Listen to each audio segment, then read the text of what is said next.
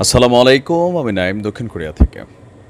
সারা বাংলাদেশের অবস্থা আজকে অনেকটা খারাপ। প্রথমে আমরা আল্লাহর কাছে দোয়া করি যে ধর্মেরই হই, আল্লাহ যেন প্রিয় মাতৃভূমিকে রক্ষা করে। আর আপনারা সবাই সাবধানে থাকবেন, সচেতন থাকবেন। পাশাপাশি বন্যা কবলিত এলাকাগুলোতে বিভিন্ন সময় ডাকাতি হয়, সেই বিষয়গুলো মাথায় রাখবেন। প্রশাসন এই মুহূর্তে খুব বেশি অ্যাক্টিভ না। নিজেরা পালা করে এলাকার যারা আছেন গ্রুপ করে করে সবাই নিজ নিজ এলাকাতে দায়িত্ব পালন করবেন। তো যাই হোক, সময়টা শুধু বাংলাদেশের খারাপ যাচ্ছে না, খারাপ যাচ্ছে সাবেক প্রধানমন্ত্রী শেখ হাসিনারও। তো আমরা সর্বশেষ ডক্টর ইউনূস সরকার যেই প্রতিশোধ বলি অনেকটা, যদিও তিনি আমাদের রাজনৈতিক দলগুলোর মতন এতটা চুবনি টুবনি দেওয়ার মতন কথা বলেন নাই, তিনি আসলে ডিপ্লোম্যাটিক ওয়েতে কথা বলেন। তার কাছে ক্ষমতা আছে, প্যান আছে, সেই প্যানকে তিনি ব্যবহার করছেন দ্য রাইট ওয়ে। ভারত থেকে বড়জোর আর 1 থেকে 2 মাস থাকতে পারবে ভারতে। তথ্য আছে যে এরপরে যুক্তরাজ্যে যাওয়ার জন্য লবিং চালাচ্ছিলেন, কিন্তু সেইটাও ফসকে যাচ্ছে। দিন শেষে গন্তব্য হতে পারে ফিনল্যান্ড। এখন ফিনল্যান্ড যাক আর যুক্তরাজ্য যাক, যেখানে যাক, সাবেক প্রধানমন্ত্রী সহ যেই মন্ত্রী এমপিরা ভারতে গিয়ে পালিয়ে আছেন তাদের সকলের জন্য খুবই বড় ধরনের দুঃসংবাদ, সেটা হচ্ছে পাসপোর্ট।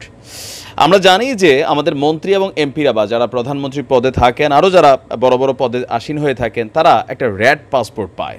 আর ডক্টর ইউনূস এবার একদম 16 ঘাটেই ধরছেন সাবেক প্রধানমন্ত্রী শেখ হাসিনা এবং তার সরকারের সাবেক মন্ত্রী এবং যত এমপি আছে তাদের যে কূটনৈতিক পাসপোর্ট বা রেড পাসপোর্ট সেটাকে বাতিল করার সিদ্ধান্ত নিয়েছে। পাশাপাশি বাধ্যতামূলক অবসর ও চুক্তিভিত্তিক নিয়োগ বাতিল হওয়া যে সচিবরা আছেন তাদেরও লাল পাসপোর্ট বাতিলের সিদ্ধান্ত নিয়েছে। আমরা জানি যে লাল পাসপোর্টের ক্ষমতাটা বিশাল, এটা দিয়ে যে কোনো দেশে মুভ করা যায়, এটা থাকলেই চলে। বাট এখন তারা যদি নতুন করে যেতে হয় কোথাও, তাহলে তাদেরকে বাংলাদেশের গতানুগতিক ধারার যে পাসপোর্ট সেইটা লাগবে এখন। তো তিনি যখন গিয়েছেন নিশ্চয়ই ওটা সাথে করে নিয়ে গেছেন। এখন যদি না নিয়ে যান তাহলে কিন্তু 16 ঘাটে ধরা খেয়ে গেছেন। গতকালকেই আপনার পাসপোর্ট অধিদপ্তরকে এই সংক্রান্ত নির্দেশনা দিয়েছে স্বরাষ্ট্র মন্ত্রণালয়ের সুরক্ষা সেবা বিভাগ।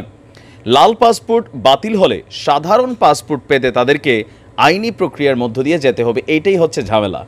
ধরেন যদি এখন আমাদের এমপি মন্ত্রী যারা দেশ ছাড়া পালাইছে বা সাবেক প্রধানমন্ত্রী, তিনি রেড পাসপোর্টটা ইউজ করে গেছেন, এখন এই পাসপোর্টটা যখন ক্যান্সেল করে দিল তখন তার স্বাভাবিকভাবে যে সবুজ পাসপোর্টটা সেইটার দরকার হবে। এখন এইটা কিভাবে নিতে হবে?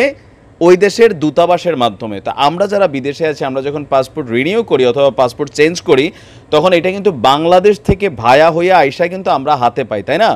সেই ক্ষেত্রে পড়বে এই জায়গাতে বিচার। ইভেন যাদের নামে ফৌজদারি অপরাধের মামলা আছে বা গ্রেফতার হয়েছেন, তারা আবার আদালতের আদেশ ছাড়া সাধারণ পাসপোর্ট পাবেন না। তো এই মুহূর্তে শেখ হাসিনা সহ বাংলাদেশের আওয়ামী লীগের এমপি, মন্ত্রী, যুবলীগ, ছাত্রলীগ, শত শত হাজার হাজার মানুষের নামে প্রতিদিন শত শত মামলা হচ্ছে। তার মানে 16 ঘাটেই ধরা খেয়ে গেছেন। বাংলাদেশের লাল পাসপোর্টধারীরা বেসিক্যালি ভিসা ছাড়া ভারতে 45 পর্যন্ত অবস্থান করতে পারেন। এর ফলে শেখ হাসিনা সেখানে ভিসা ছাড়াই আপাতত দেশটিতে অবস্থান করছেন। তবে ইতিমধ্যে 17 দিন পার হয়ে গেছে, আর আছে হাতে 28 দিন। তবে এর আগেই শেখ হাসিনার লাল পাসপোর্টটি বাতিল হলে তাকে এখন রাখার জন্য বিকল্প চিন্তা করতে হবে ভারতকে। অপরদিকে ওনার সাথে ভারতে আশ্রয় নেওয়া শেখ রেহানা, তিনি যুক্তরাজ্যের পাসপোর্টধারী, ভারতে থাকতে তার কোনো সমস্যা নেই। অন অ্যারাইভাল ভিসা সুবিধায় তিনি যতদিন খুশি ভারতে থাকতে পারবেন। তো দিন শেষে যদি এই চিপার মধ্যে পড়েই যায় তখন আসলে পরিণতি কোন দিকে যাবে? ভারত কূটনৈতিক সম্পর্কে কি স্থিতিশীল রাখতে চাইলে শেখ হাসিনাকে সেখানে আশ্রয় দিতে পারবে না। আর আশ্রয় দিতে গেলে তাদেরকে নতুন রুলস অথবা কোনো একটা সিস্টেম করা করতে হবে, কিন্তু সেই সিস্টেমটাতে বাংলাদেশের সাথে যে কূটনৈতিক সম্পর্ক সেটা কতটুকু থাকবে? ভাবা যায় যে একসময় সাবেক প্রধানমন্ত্রীর জন্য সারা পৃথিবীটাই ছিল একটা দেশ, কিন্তু আজকে কোন সিচুয়েশনে পড়ছে। তবে ডক্টর ইউনূস ঠান্ডা মাথার মানুষ, এটা শুধুমাত্র ডক্টর ইউনূসের ইচ্ছু না, সরকার বদল হলে এই খেলাটা সবার মধ্যেই আসে।